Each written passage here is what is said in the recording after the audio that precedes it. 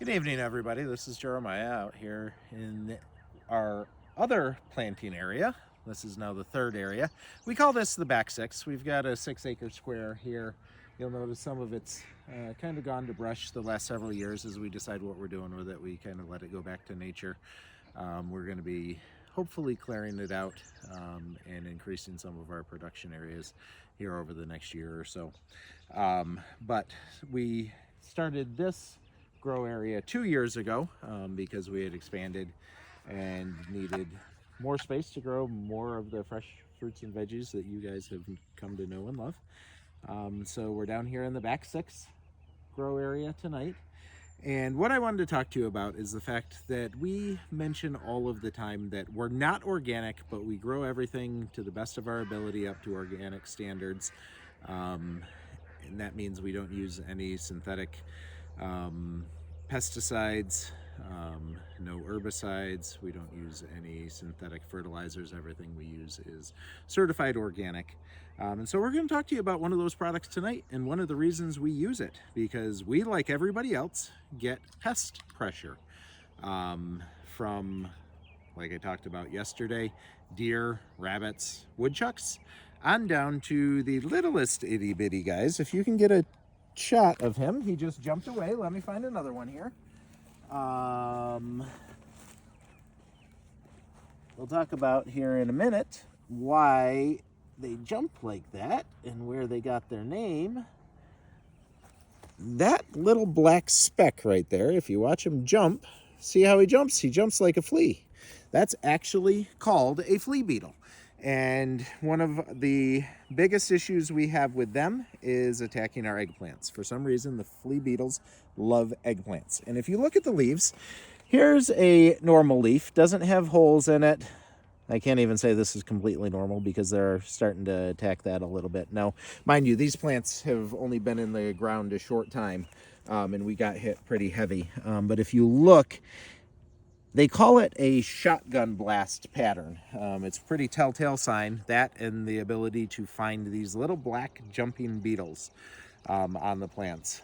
For them, we use a product. It is a pesticide, but it is certified organic. It's made by Captain Jack's. It's called Dead Bug. And as you can see in our background, we've got 17 of our honeybee hives, 48 of which are here on the farm. There's 17 right here next to this grow area.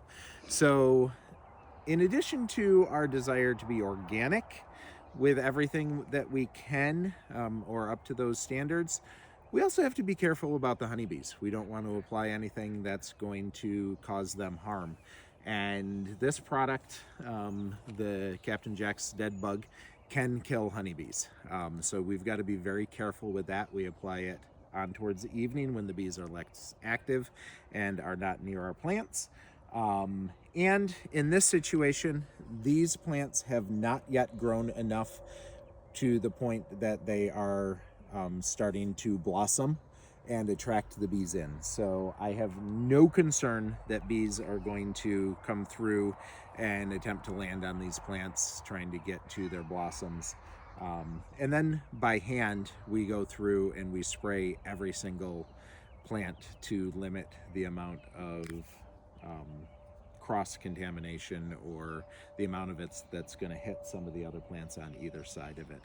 So just wanted to talk to you a little bit about what we do to bring you guys the best quality, most nutritious fruits and vegetables that we can, and some of the things that we struggle with because we can't use the big name pesticides and herbicides that we could if we were a traditional market garden farm that didn't want to operate to the organic standards that we're trying to hold ourselves to.